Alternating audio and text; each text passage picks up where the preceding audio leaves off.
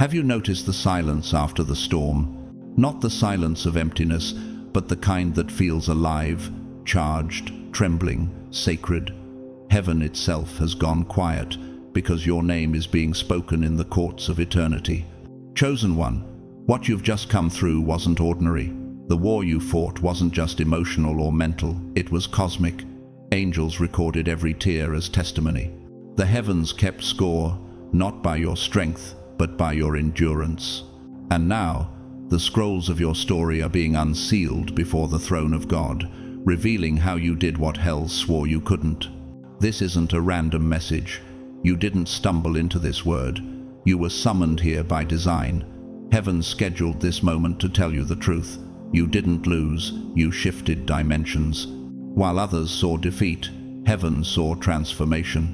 While they counted your scars, God counted your surrender. Do you remember those nights when you could barely breathe? The days when silence felt like punishment? You thought heaven had turned away, but heaven was building a warrior. You prayed for peace, but God gave you power. You begged for release, but He was training your hands for war. Every time you chose to forgive instead of fight back, light broke out in realms unseen. Every time you worshipped through pain, your spirit grew sharper than the swords raised against you.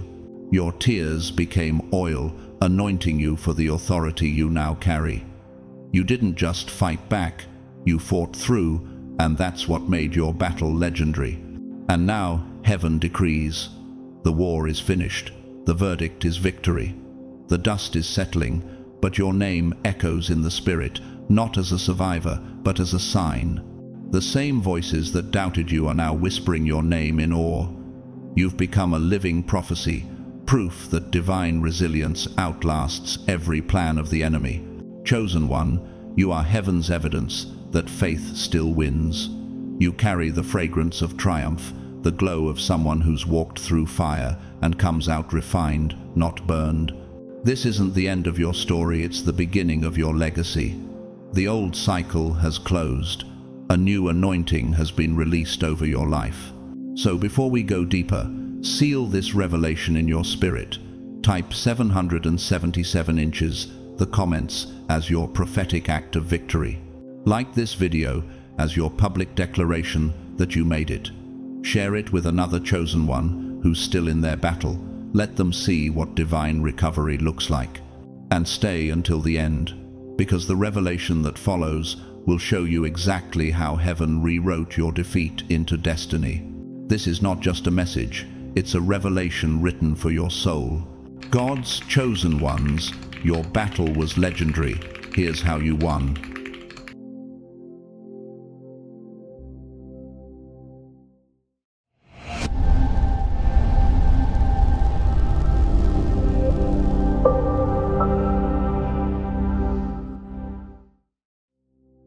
There was a time when the world thought they had you all figured out. They studied your emotions like a map, tracing the edges of your vulnerabilities as if they were coordinates leading to control. They spoke your name not in reverence, but in calculation, assuming they could summon your reaction like a predictable storm. They thought they knew the rhythm of your heartbeat, the pattern of your anger, the sound of your breaking. But they never expected what heaven had already been preparing within you. A mind sharpened by divine strategy and a spirit steadied by sacred restraint. Because you, chosen one, were never meant to stay where they left you. Your silence was not weakness, it was sacred incubation. When they pushed your buttons and waited for the explosion, heaven whispered instead, "Be still and know that I am God." Psalm 46:10. You stopped playing the old game the moment you realized you were never meant to be a piece on their board. You were the architect of a whole new battlefield, one where wisdom replaced reaction and discernment silenced chaos. They talked because they couldn't understand why you no longer bled from the same words that used to wound you. They mistook your peace for passivity, not realizing that peace is the most devastating weapon in the arsenal of the anointed. It disarms every manipulator, confuses every schemer, and exposes every false motive. You learned that emotional mastery is not detachment, it's dominion. For every wound you endured, God built a wall of discernment. Each betrayal became a blueprint. Each misunderstanding became material for your inner fortress. The old you would have responded to every false narrative, defended every lie, and tried to prove your worth to those who never intended to understand it. But the new you, the reborn you, moves like a whisper carrying thunder. Your restraint carries more power than your outburst ever did. And perhaps that is what shook them most. Your evolution into stillness. The same way the sea withdraws before releasing a wave, you learn to retreat into divine perspective before advancing. You became like the cathedral builders of the Renaissance, constructing your internal architecture with patience, precision, and purpose. The world may not see the scaffolding, but heaven does. Every choice to hold your peace was a stone set in the foundation of your destiny. As the artist Caravaggio once said, "There is no light without shadow." You discovered that truth in your journey. For in your shadows, the grief, the silence, the misunderstood seasons, light was forming shape. God wasn't just teaching you to endure, He was teaching you to see. You began to discern the sacred pattern behind the chaos, the divine order within disorder. What once felt like punishment became revelation. And so they kept talking. But what were they really talking about? Your past? No, they were talking about their confusion. How could someone they once destabilized now walk in such measured grace? How could someone who used to tremble now carry peace that unsettles rooms? They were not gossiping about your history, they were studying your upgrade. They saw evolution and mistook it for mystery. There is something holy about quiet growth. Scripture says, "The kingdom of God is like a mustard seed. Though it is the smallest of all seeds, yet when it grows it becomes the largest of garden plants." Matthew 13:31-32. Your transformation was that seed, hidden, unassuming, yet destined to alter the landscape of everything around you. That is why heaven kept you secluded for a time. Your isolation wasn't rejection, it was refinement. When you stopped defending yourself, heaven started defending you. When you stopped reacting, heaven began rearranging. That's when divine justice entered, not loud, not vengeful, but precise. Because your silence carried prophetic weight. Have you noticed how peace unsettles those who thrive on confusion? Have you seen how your calm presence now exposes every hidden agenda? Have you realized that what once broke you now bows before you? When you stopped fighting for recognition, your presence became revelation. That is the paradox of divine growth. The less you strive to be seen, the more the light finds you. Arise, shine, for your light has come, and the glory of the Lord rises upon you. Isaiah 60:1. You didn't announce your transformation, heaven did. From a psychological lens, your shift mirrors a principle of quantum resonance. Frequencies cannot remain in conflict forever. Eventually, the higher one recalibrates the lower. That's what your spirit did. You began vibrating at a frequency of wisdom so high that pettiness could no longer reach you. Every time you chose stillness over argument, the energy of your environment shifted. You became the tuning fork of heaven, aligning chaos into harmony simply by existing in truth. I once thought strength meant confrontation, but watching souls like yours taught me something deeper. True power is precision. Anyone can react. Only the evolved can discern when not to. This realization altered my own journey. I learned that maturity isn't losing fire, it's learning to direct it toward purpose. And you, chosen one, are now walking proof that discipline is the language of destiny. Your transformation was never about revenge, it was about revelation. They expected fire, you gave them focus. They expected a storm, you brought stillness. Like in the story of Jesus calming the winds, "Peace, be still," Mark 4:39. You became the calm that silences every tempest. And that's why they talked, because they couldn't recognize you anymore. The version of you they rehearsed to manipulate had disappeared, and what stood in your place was a being of sacred composure. And, as they talk, heaven smiles. Because this was the prophecy all along. The Lord will fight for you. You need only to be still. Exodus 14:14. You didn't win by reacting. You won by remembering who you are. Now you walk differently. You move with the rhythm of the divine architect who designed your steps long before the world tried to misinterpret them. Every decision you make now carries a quiet authority, the kind that shifts atmospheres without shouting. That is the mark of someone chosen not just to survive, but to teach through presence. And perhaps, in the sacred symmetry of this story, the greatest victory wasn't that you silenced your critics, but that you silenced your inner chaos. For that is where every true battle is won. You have become a living psalm, not just read, but felt. The echo of your restraint still moves through unseen realms. The heavenly record now bears the truth of your evolution. You didn't just respond differently. You became different. So, let the world talk. Let them wonder. Because every whisper about you is proof that transformation leaves evidence. And when heaven writes your story, it doesn't need defense, it needs witnesses. And to you who hear these words, share the wisdom that found you in the quiet. Share the moment when you realized peace was power.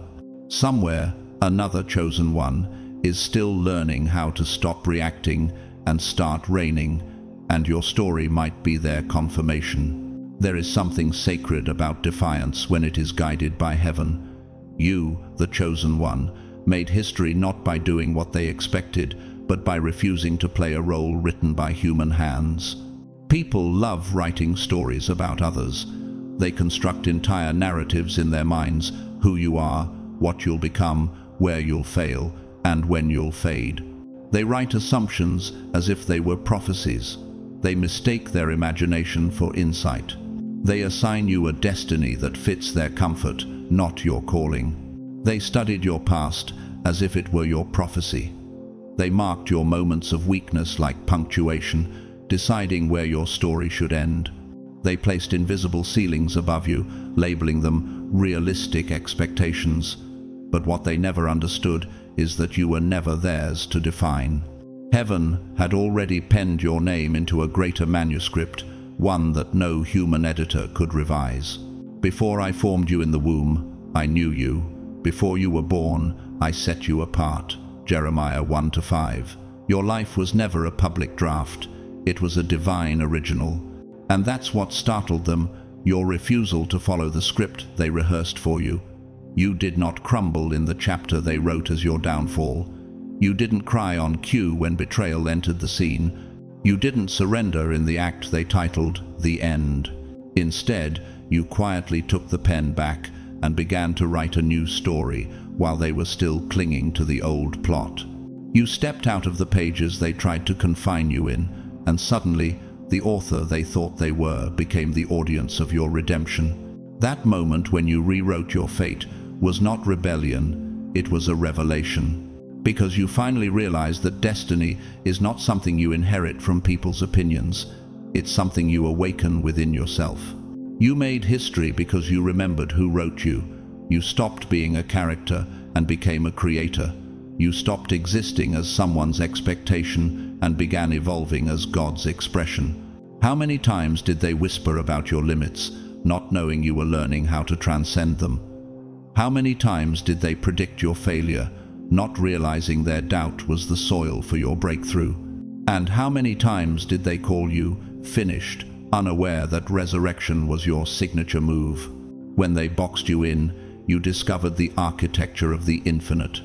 You learned that boundaries created by others are only illusions until faith decides to walk through them. Just like Peter stepping out of the boat, Matthew 14:29, you took one step into uncertainty, and suddenly the water beneath you recognized your authority. That's how miracles happen, not through comfort, but through holy contradiction. You see, they expected you to repeat what you came from.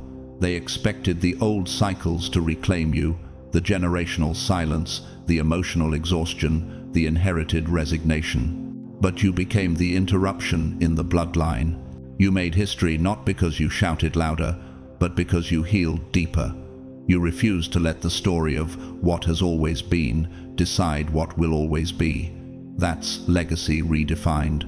That's what heaven calls holy rebellion. As I reflect on souls like yours, I realize something profound. Sometimes, divine rebellion is simply alignment in disguise. It's not defiance against order, it's obedience to a higher one. You didn't fight against destiny, you fought for it. You didn't walk away from your purpose, you walked away from their version of it. That distinction alone is what separates those who conform from those who are called. There's a phrase once written by the playwright Antonin Artaud: "No one has ever written, painted, sculpted, modeled, built, or invented except literally to get out of hell." You did exactly that. You built your freedom one decision at a time. You escaped the inferno of other people's narratives through the architecture of your own becoming. Like a divine architect restoring ancient ruins, you redesigned your soul's cathedral with columns of faith, patience, and purpose. In that sacred reconstruction, you encountered the God who never saw you as broken, only unfinished. That's why he allowed certain doors to close. That's why some relationships had to end. The script others wrote for you could never contain the magnitude of the version heaven had in mind. "For I know the plans I have for you," declares the Lord, "plans to prosper you and not to harm you, plans to give you a future and a hope." Jeremiah 29-11. You stopped performing in the theater of their expectations the day you realized your stage was eternity. And when you made that choice, time itself shifted, the cycle broke. The ancestral echoes that whispered, "This is how it's always been," suddenly went silent. Because the moment one chosen one awakens, entire bloodlines remember freedom. You didn't just change your life, you altered the frequency of generations. Just as in physics, when one tuning fork begins to vibrate, others nearby resonate with it. Your transformation sends waves through unseen dimensions. You became heaven's resonance in human form. They mistook your silence for surrender, your stillness for apathy, your patience for weakness. But what they couldn't see was the quiet fire being refined in your waiting.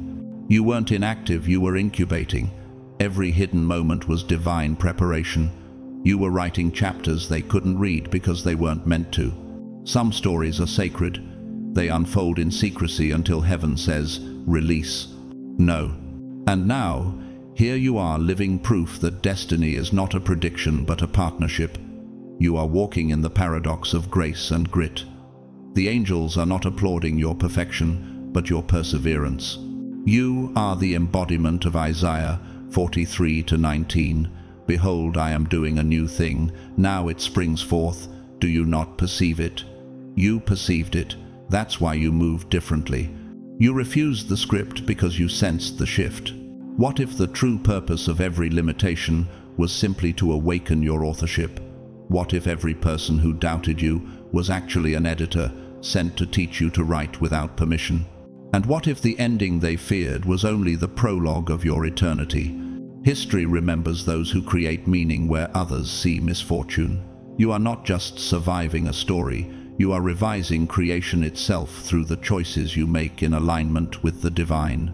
You are proof that prophecy isn't about predicting what will happen, but partnering with heaven to become what was promised. As I speak these words, there's a holy stillness hovering, that sacred moment when heaven nods because someone finally remembered who they are. You made history not because of how loudly you fought, but because of how faithfully you refused to fit. And that is what terrifies the predictable, those who realize they were never written by human ink. So, walk now, chosen one, in your unscripted truth. Live like poetry written by God's own hand. Let the world watch in confusion as you rise from every chapter they buried you in. Because when heaven authors your life, even the plot twists become prophecies. And when this message reaches those who feel trapped in someone else's story, remind them that pens still exist, and so does grace. Tell them their script is not final, only paused. Invite them to write again. There's a sound that follows every awakening, the sound of resistance echoing from those who refuse to rise. You, the chosen one, heard it too. It came in the form of gossip, projections, exaggerated stories, and half-truths paraded as insight. They were loud not because they had something real to say, but because your silence reminded them of everything they've avoided becoming. They spoke because your growth made noise inside of them, a sound they didn't know how to quiet. The truth no one likes to confess is that people become uneasy when the one they underestimated ascends beyond the limits they imposed. It's humbling to see a stranger rise, but it's unnerving to watch someone you once pitied surpass you with grace. Your evolution became their exposure. You didn't plan it that way. You were just trying to heal. But healing has a frequency. It vibrates through the atmosphere like a bell in a cathedral, and everything not in tune with it begins to tremble. While you were ascending into awareness, they were looping through the same excuses, the same habits, the same narratives that kept them safely small. You began to walk in renewal. They clung to repetition. Your peace became a mirror. And not everyone survives the truth reflected back to them. For everyone practicing evil hates the light, and does not come to the light, lest his deeds should be exposed. John 3:20. That verse was never about condemnation, it was about contrast. When light appears, shadows reveal their edges. You didn't expose them by calling names, you exposed them simply by shining. While you were expanding, they were rehearsing old stories about you, trying to contain your new reality within an outdated frame. But that's what evolution does. It refuses to fit back into the containers that once held it. You outgrew the emotional architecture that used to define you. You stopped apologizing for evolving beyond their comfort zone. Your rise made them restless because it whispered something terrifying into their souls. You could have changed too. That awareness feels like fire to those who prefer cold comfort. So they talked loudly, excessively, dramatically to drown out the inner voice asking, "What have I done with my time?" Every time you ascended a new level, they built a rumor to feel taller. But gossip is just gravity wearing perfume. It smells strong, but it only pulls things down. I've learned something sacred in watching people like you grow. Transformation exposes stagnation, not out of arrogance, but out of reflection. When one soul evolves, everyone around it must either rise or retreat. That spiritual physics resonance demands response. Just as sound waves amplify when they meet a surface of equal vibration, the awakened heart magnifies the truth in its environment. Your evolution didn't embarrass them, it awakened them, and awakening can feel like shame to those not ready for self-honesty. They saw in you the courage they once abandoned. They saw in your growth the blueprint they never followed. And rather than confront the distance between who they are and who they could be, they made you their scapegoat of distraction. It's always easier to analyze someone else's transformation than to admit your own resistance. It's simpler to critique than to create, and it's far more comfortable to gossip about light than to walk toward it. They turned your story into their sermon because silence would have forced them to face the altar of their own potential. But you kept walking. You didn't defend yourself because truth doesn't debate. You didn't retaliate because elevation and explanation don't speak the same language. You understood that people who live in noise are allergic to clarity. Do you realize how many storms never reach you anymore simply because you stopped responding to thunder? Do you see how every whisper about you only confirms how visible your progress has become? Do you feel how light carries its own protection, not by hiding, but by transforming everything it touches? As your presence grew, so did their discomfort. It's not envy that burns them, it's recognition. Deep down, they know your evolution proves that excuses are optional. They've seen the same pain you endured. They had the same 24 hours, but where they paused, you persevered. Where they recycled hurt, you recycled wisdom. That difference doesn't make you better, it makes you accountable to what you've become. And that accountability carries weight.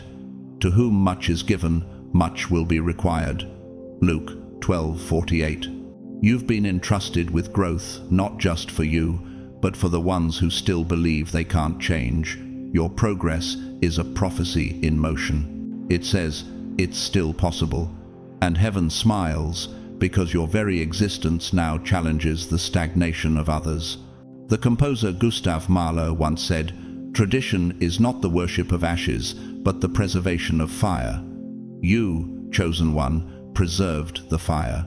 You didn't worship what once was. You protected the light of what could be. Your consistency became artistry. Your perseverance became a symphony. You became the living music of renewal. And like every symphony, not everyone hears it the same way. Some only notice the silence between your notes and call it emptiness. Others hear the crescendo of your resilience and call it arrogance. But heaven hears the harmony of obedience, the sound of a life that refused to repeat. While they spoke loudly to drown out their stagnation, you spoke softly to nurture your transformation. You realized that noise doesn't equal movement. That's the divine paradox. Evolution often sounds like silence. The butterfly doesn't announce its metamorphosis. The seed doesn't broadcast its sprouting. Yet both alter the landscape forever. Your healing made them restless.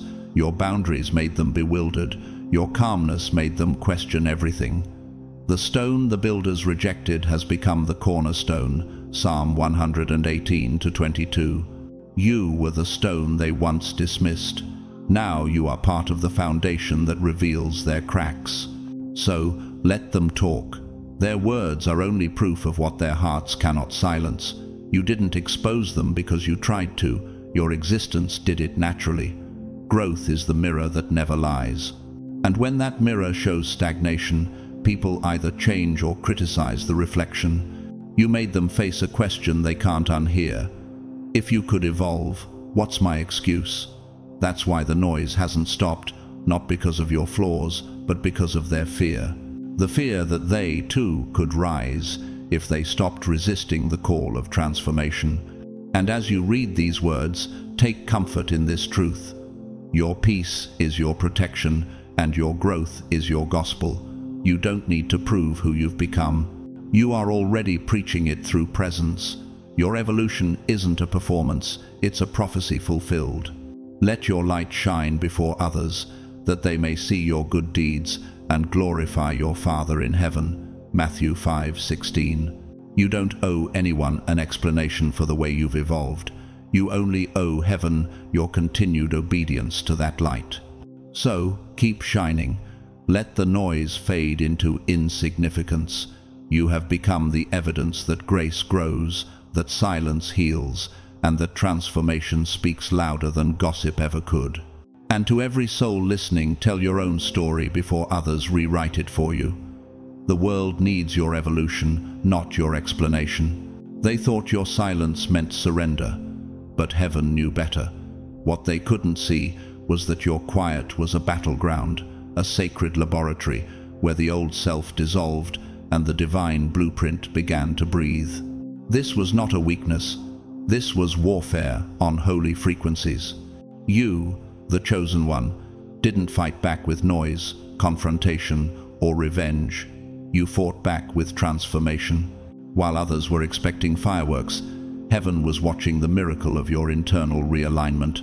You changed your inner ecosystem, and their influence, once thriving in your unhealed soil, could no longer survive the new climate. That was your silent warfare. Have you ever wondered how much strength it takes to remain still while everything inside you is transforming? Your greatest comeback didn't happen in front of an audience. It wasn't broadcasted on screens or captured in applause. It happened in the hidden chambers of your soul, the quiet rooms where truth whispers and pride dies. You stopped wrestling with people and began wrestling with patterns. You realized that the real enemy was not external. It was the echo of old pain still calling for permission to stay. For we wrestle not against flesh and blood, but against principalities, against powers. Ephesians 6:12. You understood that Scripture not as metaphor, but as experience. You stopped battling faces and began dismantling fortresses within your mind. Every time you confront an insecurity, a need for validation, or a lingering wound, a spiritual stronghold falls. Your healing became your sword. In that sacred solitude, you faced the hardest opponent you'd ever meet, the version of yourself that still believed you needed to be chosen by others to feel worthy. You went to war with the part of you that mistook people's approval for peace, and every victory was invisible but eternal. There were nights when silence felt like suffocation, but heaven was tuning you to a new frequency, one where chaos couldn't reach. You were being recalibrated, not punished. Just as the body resets during sleep, your spirit is undergoing a quiet regeneration. You started addressing the wounds that made you over-explain. You dealt with the insecurities that made you tolerate less than you deserve. You faced the traumas that made you shrink in rooms you were born to lead. And one by one, you sealed the entry points. They didn't lose power because they apologized. They lost power because you healed. They lost access because you changed the locks. You stopped seeking closure and became closure. When you strengthened your boundaries, their manipulation could no longer find purchase. When you mastered your emotions, their provocations became static noise. They spoke the same words, but you no longer resonated on that frequency. You didn't argue your worth, you embodied it. You didn't demand respect, you radiated it. You didn't announce your healing, you lived it so clearly that the atmosphere shifted when you entered a room. That's how heaven fights, through quiet authority. Your transformation was not theatrical, it was architectural. You rebuilt your inner world from the foundation up, brick by sacred brick. Every prayer was a stone. Every moment of restraint was mortar. Every act of forgiveness was an archway opening into freedom. You became the temple you once sought refuge in. As I reflect on this kind of evolution, I see what the mystics always meant when they said, "The kingdom of God is within you." Luke 17:21. You discovered that truth in the most practical, painful way, by learning that peace isn't the absence of war, but the mastery of reaction. Have you noticed how still water reflects the sky perfectly, while turbulent waves distort it? That's what your healing did. It calmed the inner waters, so heaven could see its reflection in you again. In the language of physics, this is called homeostasis, a system's ability to self-regulate and maintain balance amidst change. Spiritually, you did the same. You rebalanced the temperature of your soul. You became so aligned internally that anything not vibrating in truth naturally fell away. Their influence didn't fade because you fought harder. It faded because it couldn't breathe in your new atmosphere. That's the mystery of divine self-mastery. What stops you from feeding the hungry? When you stopped feeding your pain with attention, it withered. When you stopped feeding their chaos with reaction, it collapsed. When you stopped feeding your fears with imagination, they lost form. And this was your quiet revolution. They thought they could still reach you with old tactics. They came with guilt, gossip, manipulation, projection, but those doors were welded shut. You had melted the hinges through awareness. Their keys didn't fit anymore because the locks were love now, not longing. I once believed healing was about escape, but I've learned it's about expansion. You didn't run away from their power, you expanded beyond its reach. You rose to a dimension where their energy couldn't survive. Like an eagle soaring above the storm, you found altitude instead of argument. That is a divine strategy. That is silent warfare. Have you felt that sacred moment when you realize peace itself is a weapon and calmness can conquer what chaos never could? The philosopher Rumi once wrote, "Silence is the language of God. All else is poor translation." You started speaking that language fluently. Every quiet decision became a declaration in heaven's tongue. You no longer needed to shout because your peace spoke louder than words ever could. You became evidence that transformation is the only argument truth needs. And that's why they couldn't recognize you anymore. The version of you they trained to manipulate was gone. The emotional reflexes they depended on were replaced by discernment. The insecurities they exploited were replaced by identity. They weren't battling you, they were battling your upgrade. Be transformed by the renewing of your mind, Romans 12:2. You lived that verse until it breathed inside you. Renewal became your rebellion. Stillness became your strategy. Every boundary you built was a banner of freedom raised silently in heaven's sight. You didn't just change your habits, you changed your habitat. You shifted the spiritual weather around you. You altered the magnetic field of your being until only peace could orbit close. The people who once thrived in your chaos found themselves suffocating in your calm. That's what happens when a soul ascends the air for anything not meant to rise with it. So don't mourn the silence that follows your healing. It's not loneliness, it's atmosphere correction. You are breathing the rarefied air of wholeness now. You fought back without fists, without noise, without spectacle. You fought by becoming untouchable through peace. Your silence wasn't absence, it was ascension. And in that holy quiet, God whispered what the world will one day understand. This is how victory sounds. There comes a sacred moment in every chosen one's journey when pain stops being a prison and becomes a professor. That was your turning point. You made history not because you escaped trauma, but because you decoded it. You stopped living as a casualty and began living as a researcher of your own soul. You turned suffering into sacred science, the study of yourself under divine light. What set you apart wasn't that you went through pain everyone does. What made your rise historic was how you processed it. You didn't let your trauma become the author of your story. You made it a source footnote in the thesis of your awakening. Have you realized that revelation often hides inside repetition, the same pain replayed until you finally read it instead of reliving it? Most people take their trauma and wear it like a permanent badge. They replay the same events for years, allowing pain to become identity and identity to become prison. They justify bitterness because it feels familiar. But you refused to wear your wounds as personality traits. You decided your heartbreak wouldn't become your handwriting. You looked at your trauma differently. Instead of letting it define you, you studied it. You dissected pain the way a philosopher examines paradox with reverence and curiosity. You treated each ache as data, not destiny. You watched your triggers like constellations, charting them until you understood their orbits. You asked not, "Why did this happen to me?" but "What is this trying to reveal through me?" In that shift, heaven smiled, because wisdom always begins when observation replaces obsession. And you will know the truth, and the truth will set you free. John 8:32. You stopped clinging to the story and began extracting the science. Each time a memory resurfaced, you didn't drown in it, you dove through it. You studied the anatomy of your reactions. You learned what provoked you, what drained you, and what healed you.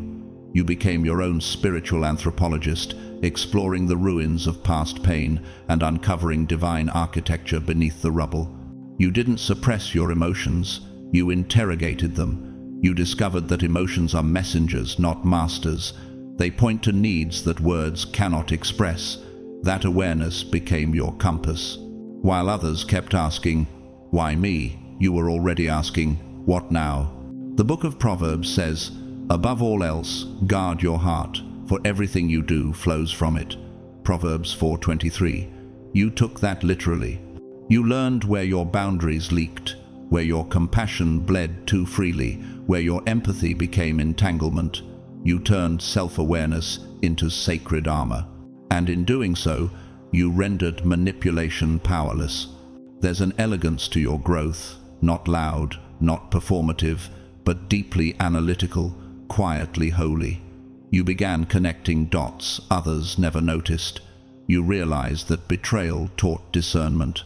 Disappointment taught detachment. Silence taught strategy.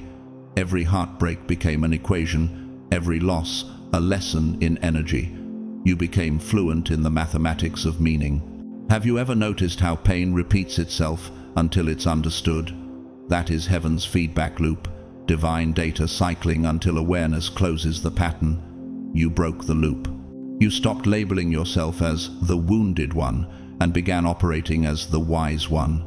That shift was your resurrection. Pain became your textbook, not your title. You studied it until it no longer scared you. You learned that the human heart is both fragile and formulaic. It breaks in patterns, but it also heals in principles. Once you grasped the principle, the wound lost its power. You began to realize what many never will, that trauma is not the event, it's the meaning attached to it. Change the meaning, and you change the memory. You rewrote the neural script through mindfulness, faith, and forgiveness. You practiced the spiritual neuroscience of renewal, what Romans 12:2 calls the renewing of the mind. And something magnificent happened. Your mind began upgrading faster than your memories could pull you back. You became too conscious to repeat what once controlled you. You outgrew the frequency of victimhood. Their old tactics could no longer reach you because your self-awareness had raised the walls and windows of your inner temple. The painter Frida Kahlo once wrote, "I never paint dreams or nightmares. I paint my own reality." You did the same. You stopped escaping pain through fantasy and began sculpting it into purpose. You stopped painting wounds, you painted wisdom, you created art from ashes. Each scar became scripture, evidence of lessons learned in silence. He heals the broken-hearted and binds up their wounds, Psalm 147:3. Healing wasn't passive anymore, you partnered with it. You became a co-author with the divine healer, writing new meaning into your history. In psychology, this is called post-traumatic growth, the phenomenon where adversity enhances awareness, resilience, and purpose. Spiritually, it's what Joseph meant when he said, "You meant evil against me, but God meant it for good." Genesis 50:20. You became living proof that trauma can be transformed into technology, the kind that builds emotional intelligence and spiritual discernment simultaneously. Have you felt the quiet triumph of realizing the thing that hurt you most has now become your highest teacher? That is what it means to turn pain into prophecy.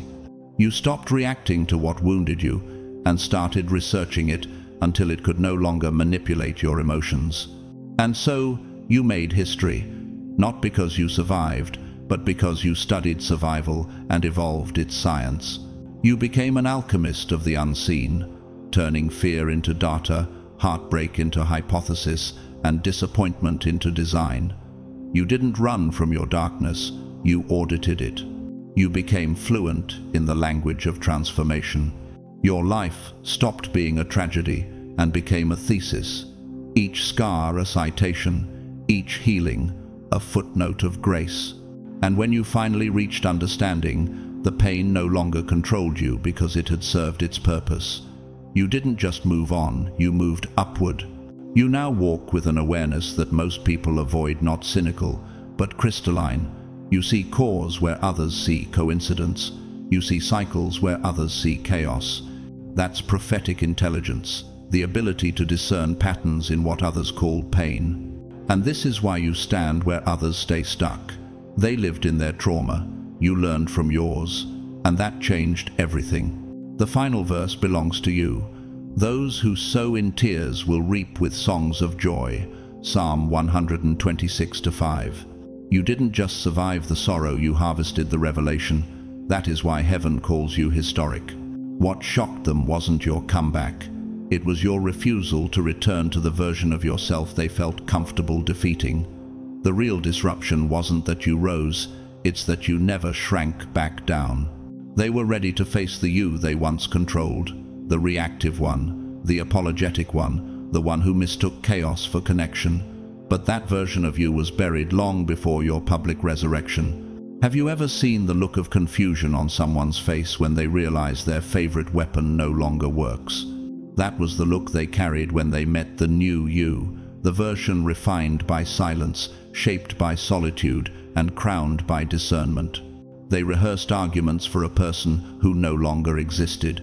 They designed strategies for a mindset you outgrew. They built their confidence on the assumption that you would never evolve beyond the insecurities they once exploited. But when you reappeared, sharper and calmer, anchored instead of agitated, you became an anomaly. You were no longer predictable, you were prophetic.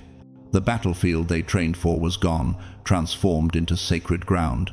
Their scripts, their tactics, their triggers, all obsolete in the light of who you've become. You weren't fighting for dominance anymore, you were maintaining peace. That shift alone disrupted every system that relied on your chaos. It wasn't arrogance, it was awareness. You simply stopped living in the emotional climate where they built their power. Their confidence had been weather-dependent, it only worked when you reigned. No weapon formed against you shall prosper, says Isaiah 54:17, and you finally understood that it wasn't a promise of absence, but of inefficacy. The weapons still formed, but they no longer functioned. You didn't just evolve. You became unrecognizable to those who preferred your weakness. They tried to summon the old you through guilt, nostalgia, manipulation, or rumor, but every attempt echoed against a wall of new strength. You weren't avoiding them, you were operating on another frequency. The air changed around you, and they couldn't breathe in it. They wanted the version of you who explained too much, who apologized for existing, who mistook loyalty for self-abandonment. They wanted the version of you who reacted fast, felt deeply, and carried wounds like proof of love. But you came back whole, and wholeness is disarming to those who thrive on half-truths. Have you noticed how silence becomes intimidating when it no longer hides fear but carries authority? That's why they grew uneasy around your calm. You no longer flinched when provoked, and that made their confidence collapse. You no longer argued to be understood, and that made their words meaningless. They realized too late that they weren't losing to your comeback, they were losing to your transformation. Because transformation rewrites the battlefield. You didn't just outgrow people, you outgrew patterns. You learned that growth doesn't always mean climbing higher. Sometimes it means standing so still that others can no longer find you in the same chaos. You didn't need to announce your upgrade, your energy did it for you. Scripture says, "When I was a child, I spoke and thought and reasoned as a child, but when I became an adult, I put childish ways behind me." 1 Corinthians 13:11. You lived that evolution in spirit. You didn't just mature emotionally, you ascended spiritually. The philosopher Søren Kierkegaard once said, "Life can only be understood backward, but it must be lived forward." Looking back now, you see the genius of your own journey, how every breakdown was a prelude to brilliance. You understand that your old self wasn't your enemy, it was your initiation. In psychology, this stage is called integration, when all previous versions of you unite under wisdom's leadership. Spiritually, it's resurrection.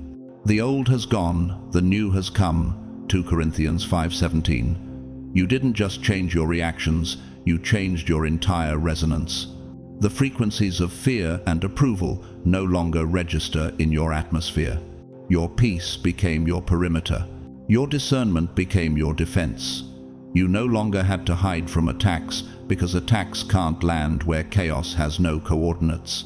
You became what warriors in silence always become: untouchable, not because you fight harder, but because you vibrate higher. Have you ever felt the serenity of realizing that being misunderstood is no longer your concern? That's the mark of spiritual graduation. You learned that some battles end not by victory, but by transcendence. You didn't need to prove your power, you simply became a place where conflict can't survive. Those who once felt tall by standing over you now feel small beside your peace. They were not prepared for this version of you, the one who listens before speaking, who prays before reacting, who discerns before deciding. Their tactics failed because their target evolved. They tried to fight you through memory, but memory can't touch movement. They were shadowboxing ghosts of your past, swinging at echoes while you walked into prophecy. Your comeback wasn't a return, it was an ascension, and ascension always confuses the earthbound. Your very presence now reveals truth without effort. Their confusion is your confirmation. You no longer belong in the rooms where your name must be defended. You no longer fit conversations that rely on misunderstanding to survive. The Lord will fight for you. You need only to be still. Exodus 14:14. You have mastered that stillness, not as silence, but as strategy. I've learned from souls like yours that divine maturity isn't loud. It doesn't announce itself. It simply is. It exists in clarity so pure that confusion has nowhere to attach. It moves in peace so deep that tension dissolves on contact. It radiates truth so naturally that deception self-destructs. You didn't just win, you transcended the game. You became proof that those who rise with wisdom rewrite the rules. You are walking evidence that the past cannot hold what has already resurrected. You are the mystery now, the one who no longer reacts, the one who no longer apologizes, the one who no longer carries the burden of being understood. You've stepped into the dimension of the fulfilled promise, where presence itself is prophecy. So, when they call your name with confusion, remember, they're not calling you, they're calling who you used to be. And that version has already ascended. Let them wrestle with the memory. Let them swing at the shadow. You have no obligation to reappear in the places you've outgrown. You didn't just come back stronger, you came back untouchable. And heaven whispered, "Well done. You finally remembered who you are." You didn't just fight back, you exposed how fragile their power truly was the moment you quietly walked away from their battlefield. The turning point wasn't a confrontation, it wasn't fireworks or fury. It was the stillness of your departure, the sacred silence of someone who finally remembered their worth. They thought your absence was surrender, but heaven called it strategy.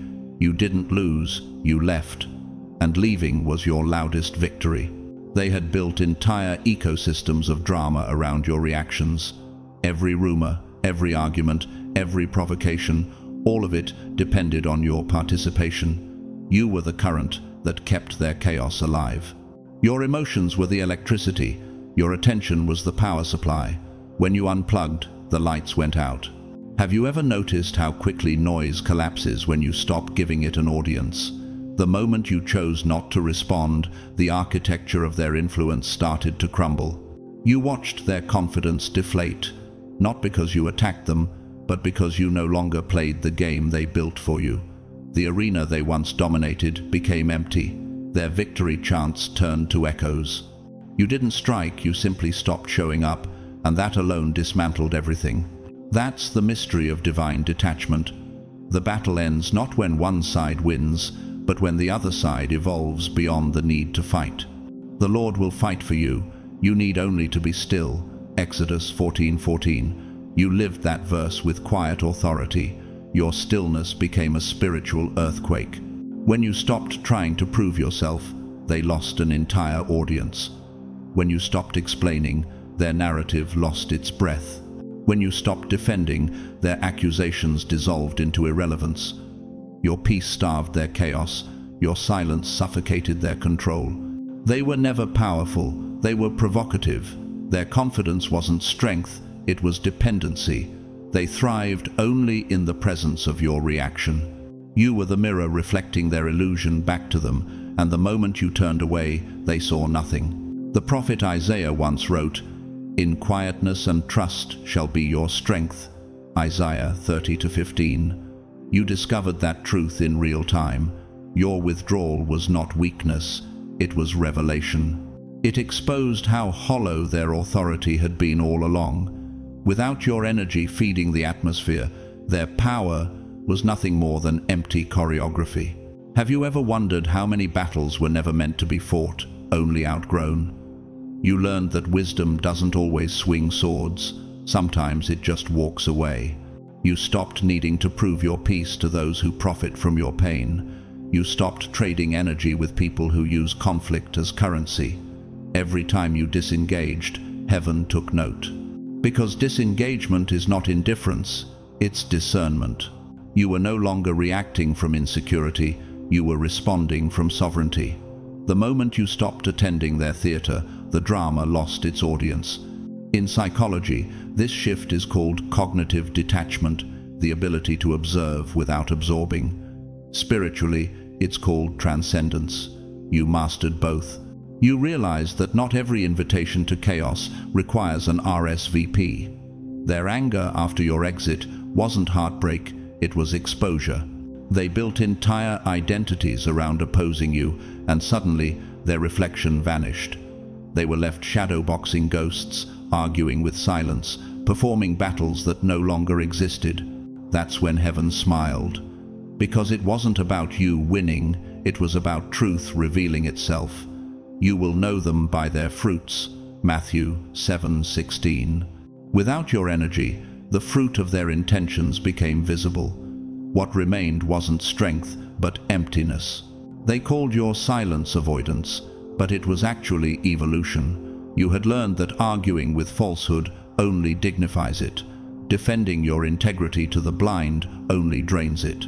You stopped chasing clarity in places committed to confusion. And in that release, something miraculous happened. You saw how free you already were. The composer Claude Debussy once said, "Music is the silence between the notes." You lived that truth in your own way, realizing that your absence made more impact than any defense could.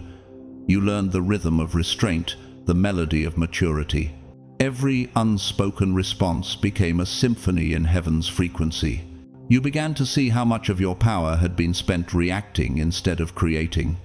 You saw how often emotional generosity had been mistaken for availability. You reclaimed your focus and redirected it toward your purpose. That was the moment the spiritual tides shifted permanently. Have you felt that sacred satisfaction that comes when you finally realize peace doesn't need permission? Because that's what you stepped into. Peace stopped being your goal and became your environment. You stopped searching for closure and became it. Your exit exposed them not because you sought revenge, but because truth naturally reveals itself when falsehood loses its supply. They were never dominant, they were dependent. Their chaos required your consent. Their confidence required your confusion. Once you withdrew, they were left clutching weapons made of air. And so the world saw the difference. You were the substance, they were the shadow. You were the source of energy, they were the echo. Without you, their noise became irrelevant. You dismantled entire systems by doing the most powerful thing a healed soul can do: nothing. Scripture says, "Resist the devil, and he will flee from you." James 4:7. Resistance doesn't always mean confrontation. Sometimes it means withdrawal. You resisted through indifference to chaos, and the forces that once fed on your reaction fled from the emptiness they could no longer exploit. You didn't just win, you rewrote the rules of warfare. You changed the battlefield by refusing to play. You turned power inside out, revealing that true dominance isn't control over others, but control over self. Now you walk differently, quietly, confidently. You've learned that peace is not passive, it's positional. You no longer chase explanations, you embody resolution. And somewhere in the unseen, heaven records it this moment, when a soul remembered its own power by no longer feeding what was false. You didn't just fight back, you walked away, and the illusion collapsed behind you. You didn't just win, you revealed that they never had power to begin with. And as the dust settled, heaven whispered once more, "That's how light conquers, not by fighting darkness, but by leaving it nothing to feed on." You made history by becoming living evidence that inner stability is more powerful than outer opposition. Your rise wasn't loud or spectacular, it was rooted, and that made it sacred. While others chased applause, you chased alignment. While some built their worth on reactions, you built yours on revelation. The world expects you to collapse under pressure the way most do, because most are built on surfaces that appear solid but shift beneath the first strong wind. When the rain fell and the floods came and the winds blew, it fell, and great was the fall of it. Matthew 7:27. You read that verse and decided to build differently. You chose the rock instead of the sand. People around you depended on praise to feel worthy, attention to feel visible, and validation to feel grounded. The moment life shook them, their foundations cracked. But you were busy pouring concrete into your soul, quietly, faithfully, one disciplined thought at a time. Have you ever felt how solid peace becomes when it's built, not borrowed? That's what you were creating in secret, a fortress of composure beneath the surface of ordinary days. You didn't build yourself upon the shifting tides of other people's opinions. You learned that true stability begins when self-knowledge becomes covenant. You stopped waiting for others to tell you who you were and started remembering what heaven had already declared. Before I formed you in the womb, I knew you, Jeremiah 1-5. Every time you doubted yourself, that truth called you back to center. Piece by piece, lesson by lesson, you constructed your inner infrastructure. Where confusion once lived, you built clarity. Where chaos once dictated, you built discipline. Where self-doubt once echoed, you built trust. You forged discernment so sharp that manipulation could no longer disguise itself as love. Architects call this load-bearing design structures that distribute weight so evenly they cannot collapse. Spiritually, you became that design. You no longer depended on anyone else's balance to find your own. Their storms might swirl, but your foundation doesn't tremble. Your stability didn't come from being celebrated, it came from being certain. You knew who you were, what you deserved, and what you were capable of. That quiet conviction made you rare. The world finds it easy to break those who live from the outside in, but nearly impossible to shake those who live from the inside out. Opposition tried every tactic, gossip, pressure, emotional traps, but their weapons couldn't find purchase. No weapon formed against you shall prosper. Isaiah 54-17. They were striking at a version of you that had already been retired. Their attacks bounced off the walls of strength you built in silence. You had discovered the physics of faith. Force cannot displace what is perfectly centered. When energy is balanced, it absorbs impact without collapse. That's what your spirit became, a resonance chamber of peace. Have you noticed how storms look different once you realize the wind can only shake what isn't rooted? Every attempt to provoke you only revealed how unshakable you'd become. You were no longer reactive, but responsive, no longer chasing control, but carrying calm. He shall be like a tree planted by the rivers of water, that brings forth fruit in its season. Its leaf also shall not wither. Psalm 1-3. That became your identity, planted, nourished, evergreen. The more pressure came, the deeper your roots reached. Michelangelo once said, "I saw the angel in the marble and carved it until I set him free." Heaven did the same with you. Life carved away insecurity, fear, and attachment, until only the essence remained, the stable form that could stand without scaffolding. Your greatest miracle was invisible. It wasn't the comeback people could see. It was the construction no one saw happening. You were being engineered by endurance, not applause. You became the blueprint of divine architecture, a living cathedral whose foundation was faith, whose pillars were wisdom, whose dome was peace. Have you ever stood inside yourself and realized you finally trust your own structure? That's the moment heaven calls maturity. You no longer measure strength by how loud you roar, but by how deeply you rest. They couldn't destabilize you because they didn't design you. They had no access to the foundation built between you and God. The Lord is my rock, my fortress, and my deliverer. Psalm 18-2. Their rumors could scratch the surface, but they could never reach the core.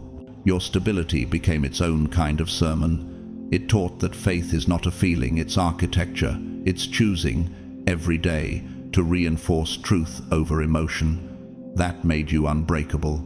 They couldn't shake what they never strengthened, couldn't collapse what they never constructed. Your peace became a paradox.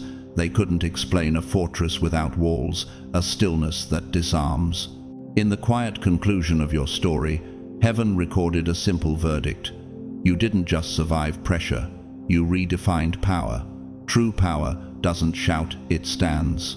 And as eternity looked on, a voice whispered across dimensions, "Be steadfast, immovable, always abounding in the work of the Lord."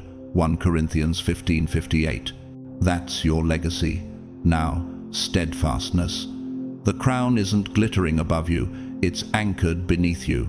You are proof that when faith becomes the foundation, nothing external can dictate the outcome. So, walk gently, rooted one. The world will keep shaking, but you no longer sway with it. You are the still point in a spinning universe, the sanctuary built from storms, the living record that stability born within can silence every opposition without. And in that peace, heaven finally rests with you. They talked because watching you rise without their permission felt like betrayal to their imagined hierarchy. Some people will never say it out loud, but inside they build invisible ladders, ranking themselves quietly above others in intelligence, strength, or worth. They convince themselves that you will always remain a few steps behind, dependent on their guidance, approval, or validation. That unspoken superiority keeps their ego warm. It gives them meaning. It's easier to feel important when someone else is staying small. Have you ever noticed how fragile confidence becomes when it's built on comparison rather than truth? So when you began to rise on your own terms without permission, without applause, without their endorsement, it shook the foundations of everything they believed about themselves. You weren't supposed to surpass the version of you they had mentally designed. You weren't supposed to evolve into someone they couldn't correct, contain, or predict. Your progress wasn't rebellion in heaven's eyes, but to them, it felt like insubordination. They had written a silent script where they were the teachers and you were the students, and when you outgrew the classroom, they mistook maturity for mutiny. Their egos depended on you staying in your place. The first shall be last, and the last shall be first.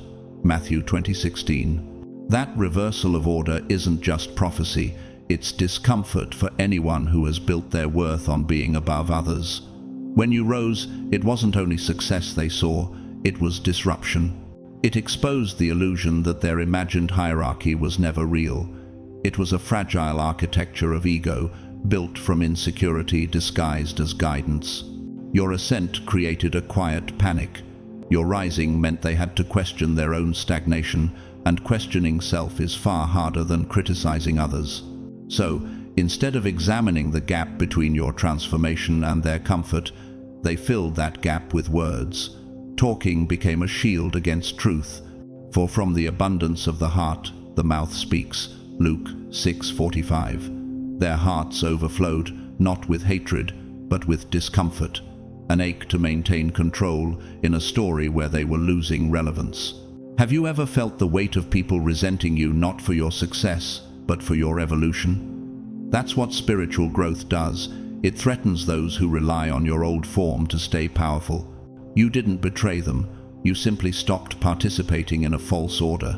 And that truth felt like rebellion to those who confuse hierarchy with identity. When you stopped needing their validation, they lost their imagined authority. Their confidence had been inflated by your dependency. Once you detached, the illusion deflated. It wasn't that your light grew brighter, it was that their borrowed glow faded when you stopped reflecting it. The light shines in the darkness, and the darkness has not overcome it. John 1-5. They mistook your light for their control, and when you rose, their shadows no longer looked powerful.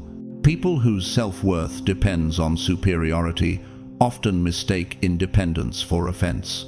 To them, your self-sufficiency becomes disrespectful. Your boundaries look like rebellion. Your confidence feels like confrontation. They don't realize that you didn't rise against them, you rose beyond them. Your journey became the mirror they avoided, the reflection that whispered, you could have grown too. Have you ever realized that some relationships were never rooted in love, but in leverage? They only felt balanced when you were uncertain. When you stopped seeking reassurance, they lost purpose. Your success wasn't the injury, your autonomy was. You proved that their place above you was never a divine appointment, it was self-assigned. Scripture reminds us, humble yourselves before the Lord, and he will lift you up. James 4:10. You humbled yourself not before people's hierarchies, but before truth. That's why your elevation couldn't be stopped. It wasn't built on ego, it was built on obedience. You didn't ask for permission to rise because heaven had already written your approval in advance. You didn't climb their ladder, you outgrew the room it leaned against. The philosopher Seneca once said, "No man is more unhappy than he who never faces adversity, for he is not permitted to prove himself." You faced adversity not as punishment, but as proof. And in that proof, you revealed a sacred paradox. True power doesn't demand hierarchy, it dismantles it. When God elevates, He doesn't promote within systems of comparison. He uproots them. As you continued ascending, their discomfort grew, not because you were changing, but because you refused to return to the version of yourself that made them comfortable. You refused to bow to a structure that existed only in their imagination. You rose quietly, gracefully, without declaration or defiance, just movement. That simplicity confused them. People who equate noise with power cannot comprehend the authority of stillness. The meek shall inherit the earth. Matthew 5:5. Meekness is not weakness. It's controlled strength, refined power, and you became the living embodiment of it. Talking was easier for them than changing. It's easier to gossip than to grow.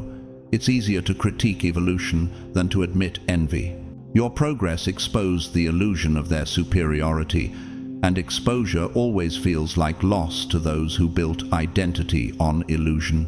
They spoke to each other in tones of confusion, trying to find comfort in agreement. Surely this can't be real. Surely they got lucky. But deep down, they knew. What they were witnessing wasn't luck. It was divine timing. Your story proved something eternal. You never needed their permission to elevate. You were never rising through their structure. You were rising through your own surrender. That's why their imagined ranking couldn't contain you. The hierarchy fell apart because it was built on fiction, and fiction cannot coexist with truth. When you rose, you didn't just succeed, you reset the order. You became evidence that real elevation comes from within. Your victory wasn't rebellion against them, it was restoration of divine balance. You showed that no one's imagined position above you was real, and no one's disbelief could cancel your becoming. The power they thought they had was never theirs. It only existed as long as you believed in it. So you walked out of their illusion and into your inheritance. You rose not to prove superiority, but to prove freedom. And heaven recorded it not as arrogance, but as alignment. They talked because they mistook your rise for betrayal. But in truth, it was deliverance from hierarchy, from illusion, from dependency.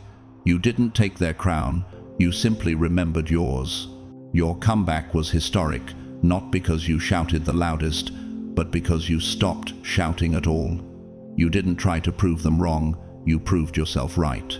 The turning point in your story wasn't about winning arguments or demanding recognition. It began the moment you realized that convincing others was never your assignment. You took a route most avoid because it demands patience, restraint, and unshakable self-belief. You stopped explaining. You stopped chasing closure from those committed to misunderstanding you. You stopped offering evidence to people who had already decided what to believe. Instead, you began investing every ounce of energy into the version of yourself you always sensed existed beneath the noise. Have you ever felt the quiet courage that comes from no longer needing to be believed to know you are true? That was your shift. You understood that truth doesn't compete, it simply endures. You will know the truth, and the truth will set you free. John 8:32. Freedom arrived not when they understood you, but when their misunderstanding stopped defining you. You discovered that silence isn't absence, it's authority. While they repeated the same narratives, you were building new realities. You poured your time into growth until it stood taller than any rumor. You learned that a consistent life becomes the loudest rebuttal. By their fruits you shall know them. Matthew 7:16. Have you noticed how truth, when fully lived, eventually erases the need to be spoken? That's what happened. Your life became proof. Your calm became commentary. You built a life so aligned that falsehood lost its footing. Every accusation sounded smaller against the backdrop of your authenticity. Where once there was the need to justify, there was now joy. Where there was frustration, there was focus. You discovered the quiet mathematics of faith. When you multiply discipline by time, the sum is credibility. Commit your work to the Lord, and your plans will be established. Proverbs 16:3. You committed not to revenge, but to refinement, and heaven honored the formula. While they were busy rehearsing old scripts, you were writing new chapters. While they spoke of what you used to be, you kept becoming. And as you kept rising, something remarkable unfolded. The world began to see the mismatch. Their bitterness couldn't overshadow your growth. Their narratives couldn't outlast your consistency. Let your light so shine before others that they may see your good works and glorify your Father in heaven. Matthew 5:16. You didn't argue your way to redemption, you illuminated it. Have you ever realized that the loudest vindication is peace that doesn't explain itself? Your serenity became scandalous to those who expected you to react. They had defined you by reaction. You redefined yourself by response. You learned that integrity doesn't rush, it simply remains. That was your vindication, remaining. You understood that proving them wrong was a small victory, but proving yourself right was eternal. The moment you chose self-belief over self-defense, you stepped into divine maturity. You let your actions dismantle what your explanations never could. For we live by faith, not by sight. 2 Corinthians 5-7. You trusted that unseen consistency would one day become undeniable evidence. Your comeback became historic because it was real. It wasn't spectacle, it was substance. You returned not to clear your name, but to embody your purpose. You stopped arguing with shadows and started building the structure of light. Each day of alignment became a beam, each choice of patience a cornerstone. Over time, truth constructed a cathedral around you so tall, so solid, that rumors simply echoed and vanished within its walls. And when the echoes faded, there you stood whole, quiet, unbothered. You have proven that the most revolutionary thing a soul can do is to become undeniable through integrity. That is the language heaven speaks fluently. Stand firm, and you will win life. Luke 21-19. You did, not by confrontation, but by continuation. In the end, your vindication wasn't a statement, it was a presence. You didn't need to correct anyone because the life you built made every correction unnecessary. You didn't need to fight for your story because living it was enough. Your peace became your proof, your growth became your argument, your becoming became your victory. You proved yourself right, and that changed everything. You made history not by winning a battle, but by learning how to never need the battlefield again. The most astonishing part of your rise wasn't that you conquered anyone, it was that you no longer had to. You didn't win by overpowering, you won by outgrowing. While others kept circling the same conflicts, repeating the same reactions, you chose to evolve beyond the need to fight at all. That shift changed everything. Most people stay trapped because they keep answering the same invitations to chaos. They replay the same emotional patterns, defending themselves against the same provocations. But you learned what few ever do. Every time you respond to the same energy, you reaffirm its importance. Have you ever noticed how peace begins the moment you stop being provoked by what once demanded your reaction? That realization freed you. You stopped participating in games designed to drain you. You realized that real strength isn't about defeating opponents, it's about dissolving their relevance to your growth. You stopped chasing revenge, validation, or the urge to be understood. You arrived at a quiet altitude where explanation no longer mattered. From that height, you could see how small the storms actually were. The Lord will fight for you. You need only to be still. Exodus 14:14. You didn't withdraw because you were afraid. You withdrew because the battleground had become too low for your purpose. Their words couldn't reach your frequency anymore. Their strategies couldn't touch your spirit. You weren't avoiding conflict. You were evolving beyond it. The victory came the moment you realized you had no more need to prove anything. You stopped labeling people as enemies and started recognizing them as expired lessons. Their tactics couldn't land because you no longer lived in the mental neighborhood where they had power. You became unavailable for chaos, uninterested in drama, immune to emotional bait. You understood what Jesus meant when he said, "My kingdom is not of this world." John 18:36. You were no longer trying to win within the rules of a world that no longer defined you. Have you ever felt the strange lightness of realizing that what once consumed you now barely stirs a ripple inside? That's what divine detachment feels like when emotional turbulence turns into observation. You didn't just move on, you upgraded your inner ecosystem until old battles felt too small for the being you were becoming. Their behavior began to look juvenile, their provocations predictable, their noise meaningless. You didn't conquer them, you outgrew the conversation entirely. You mastered the art of elevation instead of engagement. People didn't know how to respond to that kind of power because the world only recognizes loud victories. They expected a comeback, a counterattack, a public display of strength. Instead, you became a lesson in restraint. Your silence became strategy, your calm became command.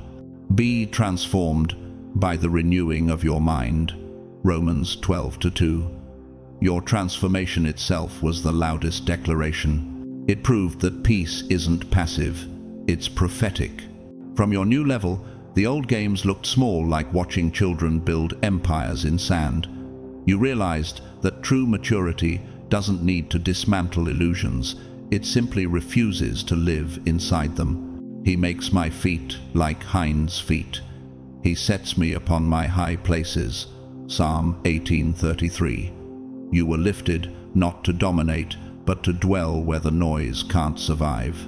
Have you ever wondered if the purpose of every battle was only to teach you how to stop needing battles altogether? That was the revelation heaven waited for you to reach. You didn't destroy anyone. You simply transcended the system that required your participation. You stopped feeding the energy that once drained you. And as soon as you stopped, the machinery of conflict collapsed under its own emptiness. They kept waiting for a reaction that never came. They expected a fight, but you gave them stillness.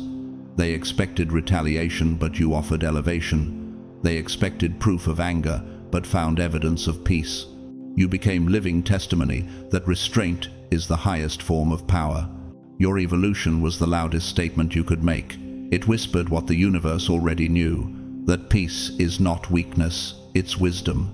And wisdom knows when a war no longer deserves your attention. You made history not because you won, but because you realized there was nothing left to win.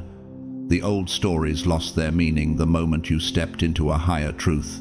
You didn't destroy them, you simply outgrew the environment where they existed. And when you rose, the entire landscape shifted with you. The peace of God, which surpasses all understanding, will guard your hearts and your minds. Philippians 4:7. That peace became your armor, your authority, your legacy.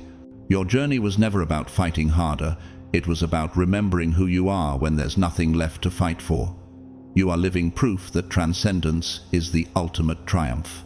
The moment you no longer need the battlefield, you've already won. You didn't make noise, you made an impact. And impact echoes far longer than drama ever could. What stunned them wasn't anything you said, it was everything you became. You refused to play inside their small arenas of chaos, comparison, and spectacle. While others competed for attention, you cultivated alignment. You took a quieter path, one where results speak louder than reactions and character outlasts commentary. Have you ever realized how silence can thunder when it's filled with purpose? Drama burns fast because it feeds on attention, and attention is unstable. Impact, however, settles deep into the soil of awareness. It takes root, it grows, and it begins to shape the landscape long after the noise has faded. That's what your rise did, it became rooted. While they stirred storms for temporary visibility, you built something permanent. You stopped performing explanations and started producing evidence. Let your light so shine before others that they may see your good works and glorify your Father in heaven. Matthew 5:16. Your life became the light that needed no defense. You chose to invest your energy not in reaction, but in creation. You built something real, solid enough that rumors couldn't dent it and lies couldn't last beside it. That quiet focus rattled the ground beneath those who thrived on distraction. They had been counting on you to clap back, break down, or participate in their performance. You denied them the satisfaction. You understood that drama craves an audience, but destiny requires discipline. While they rehearsed their noise, you rehearsed your next level. A tree is known by its fruit, Matthew 12:33. You decided to bear fruit rather than commentary. You became so consistent that your results started rewriting the narrative spoken against you. Even those who once doubted you were forced to adjust their perception because your progress would not allow them to stay comfortable with falsehood. Gossip has a short shelf life. Transformation doesn't. Gossip fades when truth evolves faster than rumor can keep up. Have you noticed how people eventually stop debating what they can no longer deny? That's what happened. The conversation shifted. People stopped asking, "What happened?" and started asking, "How did you do it?" Even the critics had to pause, recalibrate, and quietly learn from the example they once mocked. Your growth didn't just silence the noise, it exposed it. It showed how thin the volume of gossip becomes when measured beside the gravity of results. For by your steadfastness you will gain your lives, Luke 21:19. You weren't chasing vindication, you were building something immortal. As you kept evolving, the contrast between elevation and drama became undeniable. Drama, by nature, is loud but light. It carries no weight. Impact, by nature, is quiet but heavy. It bends reality around it. You shifted from noise to gravity. People found themselves orbiting your consistency even when they didn't mean to. They watched, confused but compelled, because your steadiness contradicted everything they expected. Have you ever felt how peace itself can become a kind of resonance, one that humbles the noise around it without ever responding? That was your secret. You didn't silence the world, you tuned it.